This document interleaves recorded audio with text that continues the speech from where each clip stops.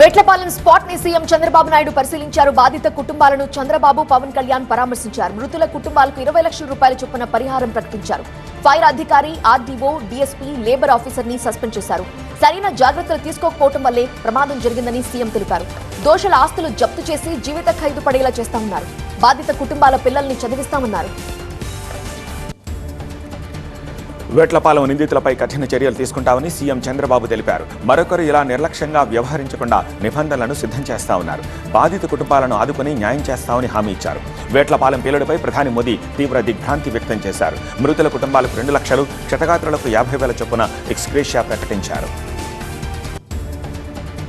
కాకినాడ జీజీహెచ్లో వేట్లపాలెం బాధితులను deputy CM Pawan Kalyan పరామర్శించారు. మంత్రులు నారాయణ, అనితతో కలిసి బాధిత కుటుంబాలకు ధైర్యం చెప్పారు. ఇలాంటి ఘటనలు మళ్లీ జరగకుండా కఠిన చర్యలు తీసుకుంటామని, ఎలాంటి నిబంధనలు తీసుకురావాలో ఆలోచిస్తామన్నారు. కాకినాడ వచ్చే ముందు రాజమండ్రి ఎయిర్పోర్ట్లో ముఖ్యమంత్రి చంద్రబాబు, డిప్యూటీ సీఎం పవన్ కళ్యాణ్ సమావేశమయ్యారు. భవిష్యత్తులో ఇలాంటి ఘటనలు జరగకుండా తీసుకోవాల్సిన చర్యలపై చర్చించారు. తెలుగు రాష్ట్రాలలో 20,000కి పైగా జంటల మాతృత్వ కలను సాకారం చేసిన 49 ఫర్టిలిటీ సెంటర్ ఇప్పుడు మీకోసం అందిస్తోంది ఉచిత డాక్టర్ సంప్రదింపు, ఉచిత అల్ట్రాసౌండ్ స్కాన్. దీంతో పాటు కేవలం 899కే AMH టెస్ట్ మరియు వీర్య పరీక్షలు. 49 అంటే సంతానం, 49 అంటే సంతోషం. కాకినాడ జీజీహెచ్ దగ్గర బాధిత కుటుంబాల ఆవేదన వర్ణనాతీతంగా ఉంది. కుటుంబాల్లో ఒకరిని కోల్పోయి మరొకరు హాస్పిటల్లో చావు బతుకుల మధ్య ఉన్నారంటూ కన్నీళ్లు పెట్టుకుంటున్నారు.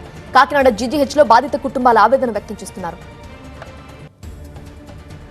తిరుపతి కలెక్టరేట్లో మంత్రి నాదెండ్ల మనోహర్ సమీక్షా సమావేశం నిర్వహించారు. ఖరీఫ్, రబీ సీజన్లలో ధాన్యం కొనుగోలుపై అధికారులతో చర్చించారు. క్షేత్రస్థాయిలో ధాన్యం కొనుగోలు కేంద్రాలను బలోపేతం చేయాలన్నారు. ధాన్యం కొనుగోలులో దళారీ వ్యవస్థను పూర్తిగా నిర్మూలించాలి అన్నారు. జిల్లాలో లీగల్ మెట్రాలజీ విభాగం పనితీరు మెరుగుపడాలన్నారు.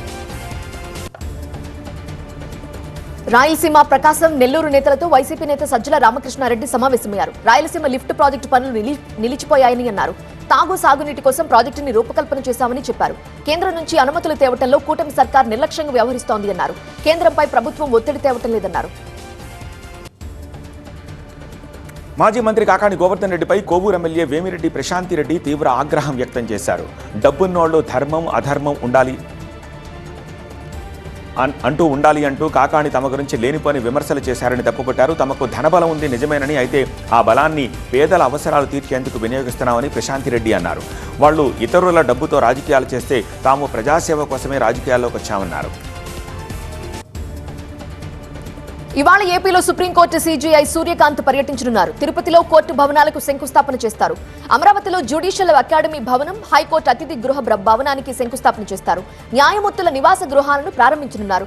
సాయంత్రం విజయవాడలో ఆర్బిట్రేషన్ సదస్సులో పాల్గొంటారు. మంత్రి పొంగులేటి శ్రీనివాసరెడ్డి వాళ్ళ భద్రాద్రి కొత్తగూడెం జిల్లాలో పర్యటిస్తారు. శ్రీరామనవమి ఏర్పాట్లపై సమీక్షించనున్నారు. అనంతరం చెర్ల, కూసుమంచిలో పర్యటించి పలు అభివృద్ధి కార్యక్రమాలకు హాజరు కానున్నారు. మేడారంలో మంత్రులు పొంగులేటి, సీతక్క పర్యటించారు. జాతర అభివృద్ధి పనుల్లో పురోగతిని పరిశీలించిన మంత్రులు పెండింగ్ పనులపై సమీక్ష నిర్వహించారు. మేడారం మాస్టర్ ప్లాన్ అభివృద్ధి చేసి అంతా కలిసి సమిష్టిగా మహాజాతరను విజయవంతం చేశామన్నారు. అభివృద్ధి పనులు అనేవి నిరంతర ప్రక్రియ అన్నారు. 200 ఏళ్లు చరిత్రలో నిలిచిపోయేలా పనులు చేశామన్నారు. మిగిలిన 5% పనులను వెంటనే పూర్తి చేయాలని అధికారులను ఆదేశించారు. తన బ్యాక్గ్రౌండ్, టాలెంట్ చూసి తనకు రాజ్యసభ సీటు ఇవ్వాలని హైకమాండ్ను కోరుతున్నానని కాంగ్రెస్ సీనియర్ నేత వి హనుమంతరావు అన్నారు. తనకు అనుభవం ఉంది, బీసీలో గుర్తింపు ఉంది, పార్టీ కోసం, ప్రజా సమస్యల కోసం పనిచేస్తున్నానని తెలిపారు. రాహుల్ గాంధీని ప్రధాని చేయాలి అంటే తాను ఢిల్లీలో ఉంటూ అన్ని రాష్ట్రాలు తిరగలుగుతానని విహెచ్ అంటున్నారు. వికారాబాద్ జిల్లా కుల్కచర్ల మండలం అనంతసాగర్ గ్రామంలో ఓ ఇంట్లో తుపాకీ లభ్యమైంది. అకస్మాత్తుగా గ్రామంలో టాస్క్ ఫోర్స్ అధికారులు తనిఖీలు చేశారు. ఓ ఇంట్లో ఎలాంటి లైసెన్స్ లేని తుపాకీని గుర్తించారు. అనంతరాములు అనే వ్యక్తి దగ్గర నుంచి తుపాకీని స్వాధీనం చేసుకున్నారు. పట్టుబడ్డ తుపాకీని అడవి పందుల వేట కోసం ఉపయోగిస్తున్నట్లుగా అనంతరాములు పోలీసుల విచారణలో వెల్లడించారు. కేసు నమోదు చేసిన పోలీసులు దర్యాప్తు మొదలుపెట్టారు. హైదరాబాద్ కుషాయిగూడ పోలీస్ స్టేషన్ పరిధిలోని నాగార్జున నగర్ కాలనీలో దొంగలు హల్చల్ చేశారు. ఆనంద్ గుప్తా అనే వ్యాపారి ఇంట్లో చోరీ చేశారు. గుర్తు తెలియని వ్యక్తులు బీరువా తాళాలతో లాకర్లు తెరిచి సుమారు 40 తులాల బంగారు ఆభరణాలు, 3.7 కిలోల వెండి వస్తువులు, 2.45 లక్షల రూపాయల నగదును అపహరించి పరారైనట్లుగా బాధితులు పోలీసులకి కంప్లైంట్ చేశారు. సమాచారం అందుకున్న పోలీసులు సంఘటనా స్థలానికి చేరుకుని కేసు నమోదు చేశారు. కదిరి లక్ష్మీ నరసింహస్వామి బ్రహ్మోత్సవాలలో భాగంగా కళ్యాణోత్సవం వేడుక ఘనంగా జరిగింది. ఆలయంలోని శ్రీదేవి భూదేవి వసంత వల్లభమూర్తులను వధూవరులుగా కళ్యాణ వేదికపైకి అర్చకులు తీసుకొచ్చారు. శ్రీవారు అమ్మవార్లను ప్రత్యేక పుష్పాలంకరణతోటి విశేష పూజలు చేశారు. వేద పండితుల మంత్రోచ్చారణలతో ఖద్రీషుని కళ్యాణం జరిపారు. ధ్వజారోహణను భక్తి శ్రద్ధలతో నిర్వహించారు. ఇవాళ స్వామివారికి హంసవాహన సేవ వైభవంగా నిర్వహించనున్నారు. యాదగిరిగుట్ట లక్ష్మీ నరసింహస్వామి ఆలయంలో బ్రహ్మోత్సవాలు ముగిశాయి. ఆలయ అర్చకులు శృంగార డోలోత్సవంలో బ్రహ్మోత్సవాలకు పరిసమాప్తి పలికారు. ఈ కార్యక్రమంలో ఆలయ అనువంశిక ధర్మకర్త నరసింహమూర్తి, అధికారులు, భక్తులు పాల్గొన్నారు.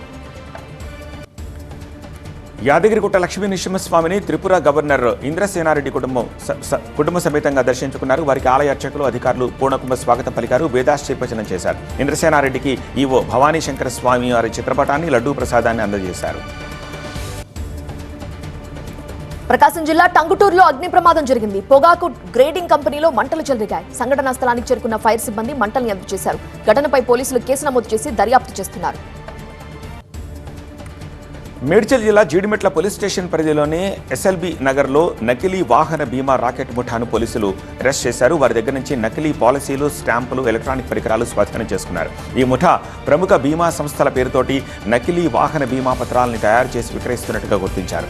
ఈ నకిలీ పాలసీల వల్ల ప్రజలు మోసపోవడమే కాకుండా ప్రమాదాల సమయంలో చట్టపరమైన ఆర్థిక సమస్యలు ఎదుర్కొనే పరిస్థితి ఏర్పడుతుందని పోలీసులు హెచ్చరించారు. విశాఖ జిల్లా గాజువాక శ్రీనగర్ హైవేపై మద్యం మత్తులో ఆటో డ్రైవర్ వీరంగం సృష్టించాడు. డ్రంక్ అండ్ డ్రైవ్ నిర్వహించిన పోలీసులు సత్యనారాయణ మద్యం తాగినట్టుగా నిర్ధారించారు. ట్రాఫిక్ పోలీసులతో వాగ్వాదానికి దిగాడు. తాను జరిమానా చెల్లించబోనని రోడ్డుపై బైఠాయించాడు. దీంతో హైవేపై ట్రాఫిక్ జామ్ ఏర్పడింది. రంగంలోకి దిగిన లా అండ్ ఆర్డర్ పోలీసులు ఆటో డ్రైవర్ పోలీస్ స్టేషన్కి తరలించారు. మార్చి 3న చంద్రగ్రహణం సందర్భంగా తిరుమల శ్రీవారి ఆలయాన్ని మూసివేయనున్నారు అధికారులు. ఇవాళ రేపటి ఎస్ఎస్డి టోకెన్ల జారీని తిరుమల తిరుపతి దేవస్థానం నిలిపివేసింది. మార్చి 4 దర్శనానికి సంబంధించిన ఎస్ఎస్డి టోకెన్లు మార్చి 3న జారీ చేస్తామని తెలిపింది. బెంగాల్లో సుదీర్ఘంగా సాగిన ఓటర్ల జాబితా సవరణను ఎట్టికెలకు కేంద్ర ఎన్నికల సంఘం వెల్లడించింది. బెంగాల్లో మొత్తం ఓటర్ల సంఖ్య 7,04,50,284. ఇందులో 60,60,475 పేర్లు ఇంకా పరిశీలనలో ఉన్నాయని తెలిపింది. మమతా బెనర్జీ నియోజకవర్గం భవానీపూర్లో 47,000 పేర్లు తొలగించారు.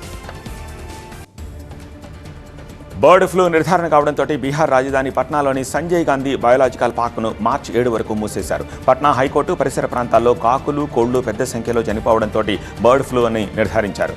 వైరస్ వ్యాప్తి చెందకుండా అన్ని చర్యలు తీసుకుంటున్నట్టుగా అధికారులు తెలిపారు. ముంబై తాజ్ హోటల్లో బస చేయడం గౌరవంగా భావిస్తున్నారని కెనడా ప్రధాని మార్క్ కెర్నీ అన్నారు. భారత్లో తన 2 రోజుల పర్యటన 2 దేశాల మధ్య సరికొత్త భాగస్వామ్యానికి ప్రారంభమన్నారు. ఈ మధ్య కాలంలో కొన్ని దేశాలు ఆర్థిక విధానాలను ఆయుధాలుగా మలుచుకుంటున్నాయని కెర్నీ అసంతృప్తి వ్యక్తం చేశారు.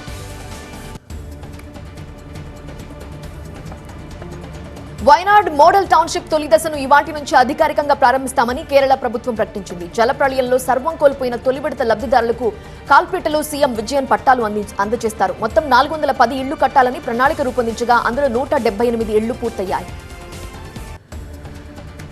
అసెంబ్లీ ఎన్నికల ప్రచారానికి అసోం సీఎం హిమంత బిశ్వ శర్మ శ్రీకారం చుట్టారు. ఈ సందర్భంగా బీజేపీ జన ఆశీర్వాద యాత్రను ప్రారంభించారు. తొలి విడతలో ఈ యాత్ర మార్చి 9 వరకు జరగనుంది. ఈ యాత్రలో భాగంగా సామాన్య ప్రజలను సీఎం కలుస్తారని, వారి ఆశీర్వాదం తీసుకుంటారని బీజేపీ తెలిపింది. తమిళనాడులో డీఎంకే కాంగ్రెస్ మధ్య సీట్ల పంపకంపై చర్చ జరిగింది. 35 అసెంబ్లీ, 2 రాజ్యసభ స్థానాలు కాంగ్రెస్ కోరినట్లుగా తెలుస్తోంది. 28 అసెంబ్లీ స్థానాలతో పాటు ఒక రాజ్యసభ సీట్ ఇచ్చేందుకు డీఎంకే సుముఖంగా ఉన్నట్లు తెలుస్తోంది. బోట్స్వానా నుంచి తెచ్చిన 9 చీటాలను మధ్యప్రదేశ్లోని కునో జాతీయ పార్కులో విడుదల చేశారు. వీటి రాకతో దేశంలో చీటాల సంఖ్య 48కి పెరిగింది. ఇందులో 20 భారత్లో జన్మించాయి. ఇందులో 45 కునో నేషనల్ పార్క్లో, మిగిలిన 3 మధ్యప్రదేశ్లోని గాంధీ సాగర్ శాంక్చురీలో ఉన్నాయి. భారత్లో India Canada talent and innovation స్ట్రాటజీని కేంద్ర మంత్రి జయంత్ చౌదరి ముంబైలో ప్రారంభించారు. భారతీయ ప్రాధాన్య రంగాల్లో కెనడా సామర్థ్యాన్ని అందిపుచ్చుకోవడంలో ఈ స్ట్రాటజీ పనిచేస్తుందన్నారు. అంతర్జాతీయ పోటీతత్వ నైపుణ్యాన్ని నిర్మించేందుకు కెనడాతో కలిసి పనిచేయడానికి భారత్ సిద్ధంగా ఉందని జయంత్ చౌదరి ప్రకటించారు. తన సినిమా విష్ణు విన్యాసం విడుదలకు ముందే లీక్ అయిందని శ్రీ విష్ణు తెలిపారు. హీరో కంటే దారుణమైన నిజాలు నిర్మాత సుబ్రహ్మణ్యం చెప్పారు. తమ టీం నుంచే సినిమాను లీక్ చేశారని బాంబు పేల్చారు. లీకులపై సైబర్ సెల్కు ఫిర్యాదు చేశామని శ్రీ విష్ణు చెప్పారు. అంతేకాదు రీల్కు నిర్మాతను బ్లాక్మెయిల్ చేశారని హీరో తెలిపారు. సాయి సింహాద్రి స్వీయ నిర్మాణంలో హీరోగా నటిస్తూ బత్తుల సతీష్ దర్శకత్వంలో రూపొందిన son of cinema success meet జరిగింది. తండ్రి కొడుకుల అనుబంధం బాధ్యతలతో సాగే ఈ సినిమా ఫిబ్రవరి 27న విడుదలై మంచి రెస్పాన్స్ అందుకుంటోందని దర్శక నిర్మాతలు తెలిపారు. ఈ సినిమాలో వినోద్ కుమార్ కీలక పాత్రలు పోషించారు. టీ20 ప్రపంచ కప్ నుంచి పాకిస్తాన్ నిష్క్రమించింది. పల్లెకలలో శ్రీలంకపై పాక్ గెలిచిన ఉపయోగం లేకుండా పోయింది. సెమీస్ చేరాలంటే 147 స్కోర్ లోపు శ్రీలంకని కట్టడి చేయడంలో పాక్ జట్టు విఫలమైంది. రన్ రేట్లో వెనుకబడి ఇంటిముఖం పట్టింది. దీంతో టీ20 వరల్డ్ కప్ సెమీస్ లోకి న్యూజిలాండ్ అర్హత సాధించింది. ఇప్పటికే ఇంగ్లాండ్, సౌత్ ఆఫ్రికా సెమీస్ కి చేరాయి. ఈ నెల 4, 5 తేదీల్లో సెమీస్ ఫైనల్స్ మ్యాచ్లు జరుగుతాయి.